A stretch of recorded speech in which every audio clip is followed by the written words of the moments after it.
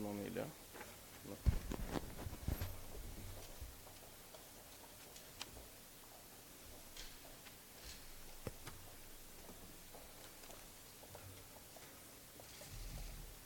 OK.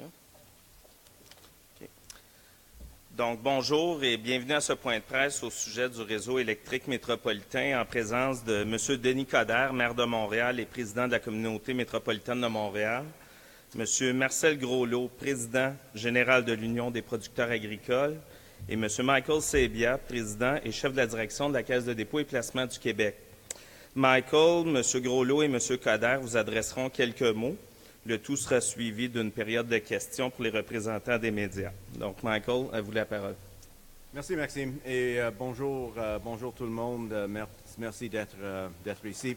Donc, ce matin, nous annonçons un partenariat dont nous sommes très fiers. La Caisse s'allie à l'Union des producteurs agricoles et la communauté métropolitaine de Montréal pour créer une fiducie foncière. L'objectif, créer un nouvel outil qui permet de mettre en valeur des terres agricoles dans la grande région de Montréal et plus précisément dans le secteur de la Rive-Sud visé par le REM. De cette façon, nous voulons faire notre part pour limiter l'étalement urbain dans ce secteur. Notre rôle sera donc d'appuyer financièrement jusqu'à la hauteur à peu près 3 millions de dollars de façon concrète, donc, une fiducie dont les activités vont être dirigées par UPA. Nous fournirons donc des fonds à la fiducie qui seront utilisés par UPA pour acquérir des terres et créer une ceinture agricole autour de la station Rive-Sud.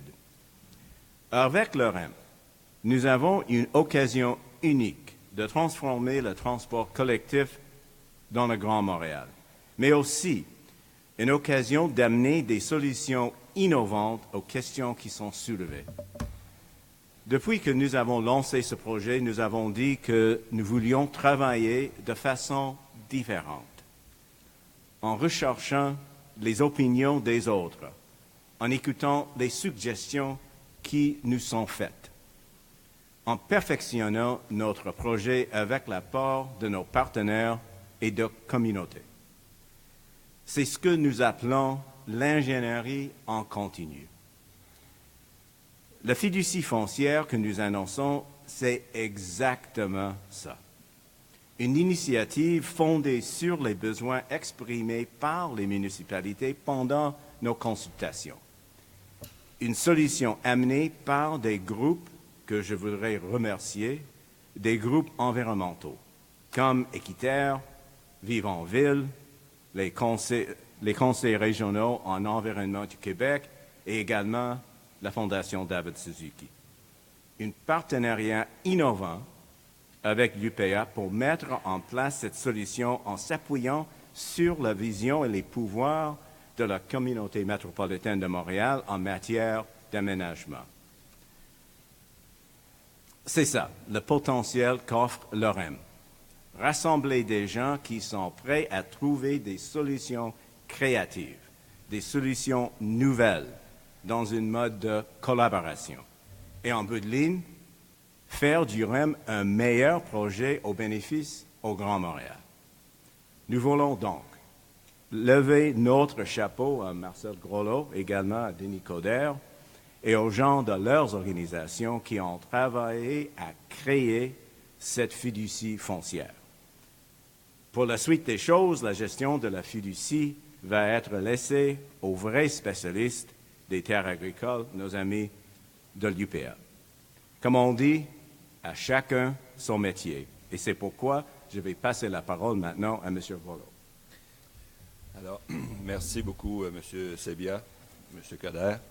Alors, il me fait plaisir aujourd'hui d'être associé à ce grand projet pour nous de la création d'une fiducie foncière agricole qui permet à l'Union des producteurs agricoles de rencontrer un de ses principaux objectifs, celui de la protection des terres agricoles et de la limitation de l'étalement urbain. Vous savez, c'est un défi. Le territoire agricole québécois est relativement petit. L'agriculture est une occupation économique et sociale importante sur le territoire du Québec et la loi de protection des terres agricoles vise à protéger le territoire agricole pour les générations futures. L'Union des producteurs agricoles s'est fait un devoir de toujours chercher à ce que cette loi-là s'applique le plus sévèrement possible. Quelquefois, on nous reprochait aussi trop sévèrement. Mais dans ce projet-ci, compte tenu de l'ampleur du projet et de l'importance du projet pour la communauté métropolitaine de Montréal, la solution qui a été mise de l'avant par la Caisse de dépôt et avec nous et avec la participation de la CMM crée une opportunité plutôt qu'une perte, parce que toutes les terres agricoles en pourtour de la gare sud seront jalousement protégées par la fiducie, mais aussi par la communauté métropolitaine de Montréal, pour assurer qu'on va limiter l'étalement urbain à la frontière que représente l'autoroute 30. Alors, nous, c'est sûr qu'il y a beaucoup de travail à faire encore, mais les intentions de chaque partenaire sont très claires. La participation et la création de cette fiducie-là est un élément nouveau dans le coffre à outils dont on dispose pour protéger les terres agricoles. Alors, on s'est inscrit dans cette démarche-là et on y souscrit de façon complète. Et bon, c'est sûr que ça va soulever des questions parmi nos membres, je m'y attends, parce que c'est une approche nouvelle, mais moi, je suis convaincu que c'est la bonne façon d'aborder cette question-là de la limitation de l'étalement urbain. Alors, je remercie les gens de la Caisse de dépôt avec qui on a pu collaborer. Je remercie l'ouverture de la Caisse de dépôt sur cette façon-là d'aborder cette problématique-là, ainsi que la Ville de Montréal, qui va mettre tout son poids, et la communauté métropolitaine de Montréal, qui va mettre tout son poids également, et son plan de maintien de la zone agricole dans la CMM pour assurer que ce projet-là soit un succès. Voilà. Merci, M. Groslot. Et pour clore ces présentations, j'invite M. le maire à prendre la parole. Avec le poids. Alors, cher Michael, cher Marcel, c'est pas rien, hein? Aujourd'hui, là, c'est le mot respect. Depuis 2012, on a mis sur pied un plan métropolitain d'aménagement et de développement. On a beaucoup cassé du sucre là-dessus. Hein? Sur le plan institutionnel, à chaque fois, il y avait des tiraillements. Protéger notre trame verte, protéger notre trame bleue, avoir évidemment notre incidence au niveau des transports, le plan d'aménagement, toute la question également de la protection des terres agricoles. Et aujourd'hui, là, c'est une première. Ça envoie un message très, très fort et très, très clair. Dans un premier temps, je veux évidemment saluer la Caisse de dépôt et sous son leadership de Michael et des autres, on envoie un message que le projet du REM est à l'écoute, qu'à chaque fois qu'il y a une situation, on trouve des solutions. Hein? On essaie toujours de trouver des bébites. Là. Il n'y en a pas de bébites, on a des solutions, puis c'est comme ça qu'on travaille. Deuxièmement, moi-même étant très sensible aux questions agricoles et d'étalement urbain, on a travaillé ensemble pour se donner un modus operandi qui va nous permettre de parler de compensation environnementale et compensation financière. Ça veut dire qu'on envoie un message très, très fort pour les autres ordres de gouvernement quand ils vont mettre en place des politiques ou des lois, que si on veut augmenter, nous, et s'assurer d'atteindre notre objectif de 6 % au niveau des terres agricoles, toute la question des trames vertes et des trames bleues, bien, on a un outil supplémentaire qui nous permet de fonctionner. Alors, M. Groslot, vous avez l'unanimité des membres des municipalités de la communauté métropolitaine de Montréal. On a passé la résolution la semaine dernière en comité exécutif. On pense aussi, ce qui devient extraordinaire, c'est quoi le rôle de la CMM là-dedans? Bien, on va être en mesure d'établir des parcs métropolitains agricoles. Ça fait partie de nos mandats et de nos fonctions. Donc, on devient ce facilitateur. Tout doit être respectueux, évidemment, de la loi qui nous régit. Donc, évidemment, pendant le plan directeur qu'ils vont mettre sur pied, on va le recevoir et puis c'est à nous, par la suite, à donner cet avis de conformité par rapport au PMAD. Mais tout se fait de façon très concrète et en symbiose avec l'ensemble des partenaires. Alors, c'est pas rien ce qui se passe aujourd'hui. C'est un message important démontrant que lorsqu'on voit des situations, on l'a vécu au niveau des milieux humides, on l'a vécu au niveau des terres agricoles, on l'a vécu aussi en matière patrimoniale. Vous avez une institution qui est notre institution, qui est la Caisse de dépôt, hein, qui gère notre fonds de pension, qui est à l'écoute et qui est en mode solution. J'ai travaillé pendant plusieurs années dans d'autres dossiers avec l'UPA. Je veux saluer le leadership de M. Groslot. Marcel fait partie de cette solution. Évidemment, il n'y aura jamais toujours l'unanimité, mais le fait qu'on va trouver des solutions pour protéger les terres agricoles, assurer de protéger le patrimoine agricole, de mettre en place un parc métropolitain agricole, va avoir un impact. Donc, pour nous, évidemment, je veux vous rappeler, en terminant, les objectifs de la fiducie. C'est important de le répéter. Donc, assurer la vitalité et l'occupation dynamique de la zone agricole par des activités agricoles à proximité du REM. Optimiser la mise en valeur des bois et des corridors forestiers métropolitains. Il y a d'autres dossiers ailleurs sur le plan fédéral. On va aller du côté de Mascouche. L'important du PMAD, c'est de protéger nos boisés. Bon, bien là, on a une autre solution ici avec la fiducie financière agricole. Freiner l'étalement urbain, je pense que c'est tout à fait, c'est une situation qui demande, et la spéculation foncière, incidemment. Donc, pour nous, c'est important également. Donc, on supporte pleinement l'UPA. Favoriser l'établissement de la relève agricole. Contribuer à la sécurité alimentaire par le maintien en production des terres agricoles et la mise en culture des superficies non exploitées du territoire. Alors, je pense que les bénéficiaires de cette fiducie, qui seront les producteurs agricoles et les citoyens de la région, je pense que c'est une excellente nouvelle. Et encore une fois, le plan directeur qui va être mis de l'avant dans les 12 prochains mois va contribuer à l'atteinte d'objectifs métropolitains d'augmenter de 6 la superficie des terres cultivées et la mise en place, comme j'ai dit tantôt, de la trame verte et bleue sur le territoire métropolitain. Alors, merci, messieurs. C'est toujours un plaisir de travailler avec vous et dans le respect, on sera toujours là pour faire partie de la solution. Merci beaucoup. Merci, M. Coderre. Nous procéderons maintenant à la période des questions sur l'annonce d'aujourd'hui, en français puis en anglais. Nous avons une quinzaine de minutes devant nous, alors je vous invite à vous limiter à une question et une sous-question par journaliste afin de permettre à un maximum de vos collègues de poser leurs questions. Jean-Sébastien Cloutier, Radio-Canada. Sur le sujet, évidemment. Oui.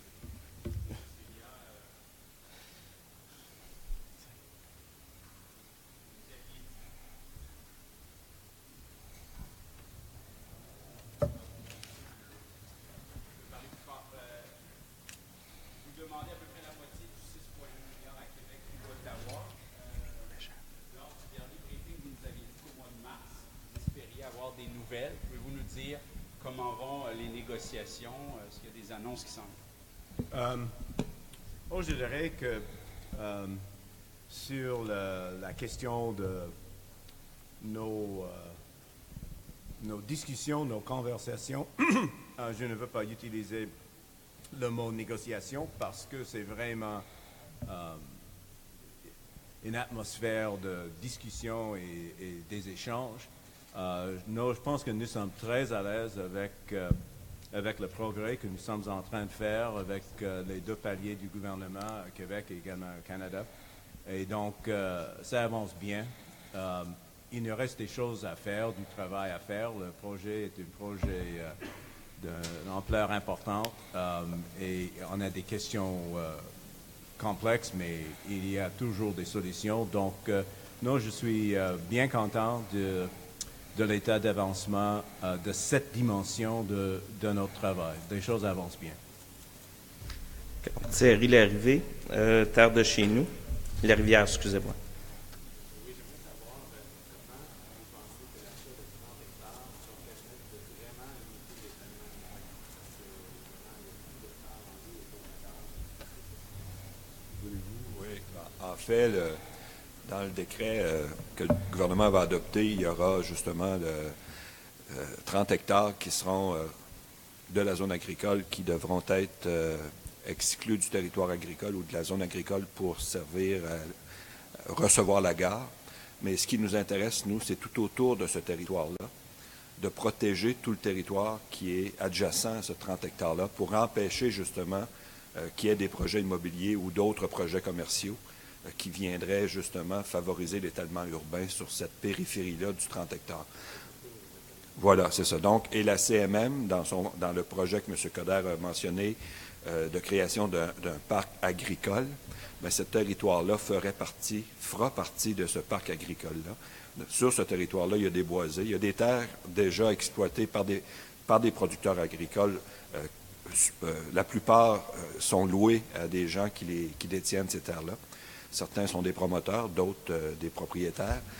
Donc, c'est de s'assurer que la vocation de ces terres-là demeure agricole, malgré l'implantation de la gare sud du REM. Alors, c'est ça le projet de la fiducie. Et nous, on va mettre nos efforts avec les gens de Montréal et la Caisse de dépôt à protéger et à maintenir ces terres-là dans la zone agricole. Benoît Chapdelaine, de la radio de Radio-Canada. Oui, bonjour, M. Sebia. 540 millions de dollars d'augmentation depuis un an. Le projet, les premières rames rouleront dans 3 ans et demi à peu près, normalement. Ça va aller. Est-ce que vous garantissez aux Québécois que ça n'augmentera pas? Qu'est-ce que vous avez à dire là-dessus sur l'augmentation des coûts? Ah, mon Dieu. Donc,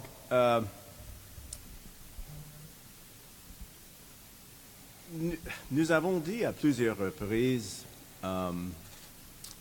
et nous avons parlé de cette idée d'ingénierie en continu. Également, nous avons mis beaucoup d'accent sur l'importance d'écouter les gens et de travailler en partenariat avec les gens. Donc, depuis le début de ce processus, ces principes d'ingénierie en continu, d'être toujours à l'écoute, sont des principes qui nous guident. Et donc, nous avons réglé toutes sortes de questions importantes grâce au travail de nos équipes, de la Ville de Montréal, le CMM, maintenant UPA, pour trouver des bonnes solutions. Et donc, par exemple, vous faites référence de façon implicite, par exemple, à la décision d'ajouter les 3 nouvelles stations. Mais les 3 nouvelles stations ont changé de façon importante l'intégration entre notre réseau et le fonctionnement du métro. Et donc, ensemble, avec ces 3 stations, il y aura des impacts importants sur l'efficacité du système existant de transport en commun à Montréal. Par exemple, je vais vous donner juste un exemple, le désengagement de la ligne orange, qui est vraiment un enjeu. Mais maintenant, avec les 3 stations, les 2 stations en particulier, à McGill et Edouard Montpetit, il y aura un processus de désengagement important. Donc, pour répondre à ces demandes, pour continuer à améliorer la qualité de notre projet, pour maximiser l'impact de ce projet sur le transport en commun à Montréal et donc pour mieux servir les intérêts du Grand Montréal, oui, on avait des augmentations des coûts, mais c'est toujours en réponse, c'est toujours notre façon de répondre aux préoccupations soulevées par soit les groupes environnementaux, soit les villes d'autres municipalités, dans ce cas avec les terres agricoles, les préoccupations du UPA. Donc, comme disait le maire, nous sommes toujours en mode de solution. Et donc, pour mieux répondre, nous avons accepté de faire des ajustements. Et donc, nous sommes très, très à l'aise avec ça, très à l'aise avec le processus. Maintenant, je pense que les grandes lignes de ce projet sont bien, bien, bien définies. Nous avons, comme tu disais, un peu de travail à faire avec les paliers du gouvernement, mais nous sommes très à l'aise et le projet avance bien. Ève Couture, Radio-Canada. Bonjour, ma question s'adresse à M. Groslot. Je laisse savoir, au total, vous avez combien d'hectares de terre à racheter? Ça touche combien de propriétaires? Puis croyez-vous avoir de la résistance de leur part? En fait, l'objectif n'est pas nécessairement de racheter toutes ces terres-là, parce que certaines terres, toutes ces terres-là sont déjà cultivées pour la plupart. Donc, c'est de les maintenir en culture avec la collaboration des producteurs qui les louent déjà. Parce que c'est les producteurs qui les louent. Actuellement, par contre, compte tenu de l'incertitude à long terme de la vocation de ces terres-là, les producteurs n'investissent pas à long terme pour améliorer le rendement de ces terres-là. Alors, c'est sûr que là, la fiducie pourra contribuer à favoriser le drainage, favoriser le nivellement de ces terres-là. Donc, là, on peut travailler sur le long terme. Peut-être qu'on rachètera quelques morceaux qui seront retransmis ou revendus à des producteurs agricoles qui pourraient les cultiver pour des fins de production maraîchère. On a un projet avec le REM, peut-être d'établir des kiosques où des légumes pourraient être vendus, peut-être même produits sur ces terres-là, favoriser que les gens, lorsqu'ils reviennent du travail, puissent avoir accès à des produits agricoles locaux facilement. Donc, c'est toutes des choses qui peuvent être développées et qui seront développées avec la collaboration de CDPQ, mais nous, notre intention, c'est pas nécessairement de racheter toutes ces terres-là, puis on n'a pas l'intention d'évincer les producteurs agricoles qui sont déjà sur ces terres-là. Donc, vous possédez déjà la plupart des terres dont vous avez besoin pour faire les Ben- gares. Je parle plutôt de celles qui ne sont pas en milieu urbain, là, qui sont en banlieue. Pour la gare, Oui, pour les différentes, vous possédez ben, déjà en pas fait, mal. la gare, les terres feront partie du décret adopté par le gouvernement du Québec pour le développement du REM. Donc, ces terres-là, le 30 hectares dont on parle, sont possédées par un promoteur aujourd'hui, et ces terres-là, ce seront les seuls qui seront perdus ou sacrifiés, disons ça comme ça, pour le projet. Mais notre intention, c'est de protéger les autres au pourtour. Donc, merci. Ça va en français. We will now proceed with the question period in English. Please limit yourself to one question and one sub-question so we can take a maximum number of questions from your colleagues. Tim Sargent, Global News. Good morning. Mr. Sabia, the costs have gone up 10% in 1 year. The groundbreaking hasn't even begun. You are in discussions with the provincial and federal governments to secure financing. Are you concerned that the costs are starting to get out of control? Absolutely not. Absolutely, emphatically not. Point à ligne. This project is being managed in the right way. And when we talk about ingénierie en continu, this process of constant evolution, of constant improvement, this is the nature of what we're doing. We're listening to people. We're finding creative solutions with interesting partners, to put it mildly. We're making this project better. So this is not in any way an instance where costs are rising because of unseen things or of not disciplined management. To the extent that there are cost increases, they are the result of deliberate decision-making to make this project better. For example, give me a way of reducing the congestion on the Orange Line in the Montreal Metro system that is more economic than what we are doing with the construction of those stations that will relieve that pressure. So it's deliberate decision-making. It's not costs just rising out of neglect or mismanagement. Not at all. And let me be crystal clear on this. At La Caisse, I can assure you, we know how to manage things. And we manage them with rigor and discipline every hour of every day because that's what we do and who we are. And the same thing is happening here. So these are decisions that are being made to improve the quality of this project, to enrich what it can do for Montreal, and frankly, to create a system that can be an example to the world. So we are very, very comfortable with where this project is in terms of its state of advancement, but equally well its financial management. But in terms of your returns and making sure that this project does have a net benefit for La Caisse and the pension fund, the pension fund and Quebecers, where's the business model to show that you will in fact make money? Publicly, we haven't seen it. Well, as I've said many times before we can be specific about what those numbers look like, we do have to continue and to complete the work that we're doing with the two levels of government. That's just inevitable. That being said, I think I'm very comfortable telling you that we are more and more comfortable about the quality of this investment from a financial point of view. We are more and more comfortable about the long-term benefits that this project will deliver for our depositors, in other words, the people of Quebec.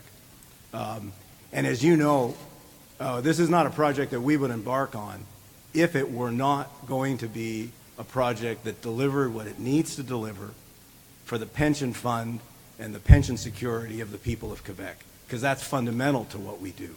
But as I say, I am increasingly comfortable telling you that I think we're headed in a very good direction. I think this is going to deliver meaningful, stable, long-term financial benefits to Quebecers, and I think at the same time, it's going to transform the face of Montreal. Okay. Rob Lurie, CFCF. CTV, I'm sorry. On that note, just following up on Tim's question, how quickly do you think the case will be paid back, and do you believe that this is as lucrative an investment as you can have? You believe it's a safe investment. Do you believe it will be as lucrative as investing in other fields? I think it's a very good, we invest in a lot of different asset classes, and we invest, as you know, around the world. So you can't make a comparison between an investment in private equity in India and an investment in infrastructure in North America. You can't compare those two things. But we invest in different asset classes for good, sound financial reasons having to do with diversification. I can certainly say when we look at infrastructure opportunities that exist broadly in the world today, and we compare it to the financial opportunity that we think exists here, I think this project stacks up very well, and we're very comfortable with that. Because, as I say, you know, if it didn't, it's not something that we would do. But today, I am more and more confident about how well this project lines up financially with the kinds of objectives that we have for our portfolio of infrastructure investments. And it's more than are that. you still and it's more than that. It's a matter of investment for our quality of life. We're talking about urban planning. I just came out from Americana. There's 10,000 people who are thinking about how can we manage this planet in a better way. And we're talking about public transit. We're talking about electrification. We're talking to reduce the amount of cars. Now we have an amazing project where not only we are respecting our own urban plan from a municipal point of view, but at the same time we're working with at the agricultural level to make sure that it's an inclusive project. So every time we're going to take it, it will be good for us, it will be good for the planet, and it will be good for our own. So I think that at one point we have to look at the forest instead of looking at the tree. And I think we shouldn't even question the way that the Caisse de dépôt is managed. But I think that what we need to focus on is it's the first time in 50 years that we have a tremendous project that will have a tangible way to on sustainable development, economic development, and social cohesion at the same time. So it's good to dream sometime. It's good to be tangible too. When you put both together, it's at an end. Last question. Last question, Rob. Thank you. I just wanted to know, do you still believe that groundbreaking will be at the end of 2017? You were there when we made our last project when we spoke about adding 3 stations. What was the impact of that? And the City of Montreal put the money where their mouth is. You had the Minister of Transport next to me who said we will focus and make sure that we're part of it. By adding those 3 stations, we integrate the metro and the 67 kilometers. Now we're not talking about 2 projects. We're talking about a tremendous vision of public transit. So it's not about, do you think we're going to make money out of it? There's an ROI. There's an ROI. That's his job. But there's an ROI, but it's not just a matter of money. It will be an issue, because the money itself, because clearly it's their mandate, it's their mission, and they've done that. They've done that in Vancouver. They've done that in Dubai. Why it couldn't work in Montreal? Well, so that's point number 1. I'm not having a debate with you. Secondly, Rob, respectfully. Secondly, I think that it's more just a matter of money issue. By being respectful of that level, we're sending a strong message about the future to enhance quality of life, focusing, putting up together infrastructure and working device, economic development, and sustainable development. Your question on do we think that this project is on track from a timing point of view, and my answer is categorically yes. Our goal, and we will undertake the construction of this project starting in the fall of 2017, assuming that, of course, we settle all the discussions that we're having with both levels of government. That's always been fundamental to this, but assuming that that's there. From a preparedness point of view, we will be ready to go, begin construction in the fall of this year, and have the first trains operating before the end of 2020. Merci tout le monde. Thank you, everybody. I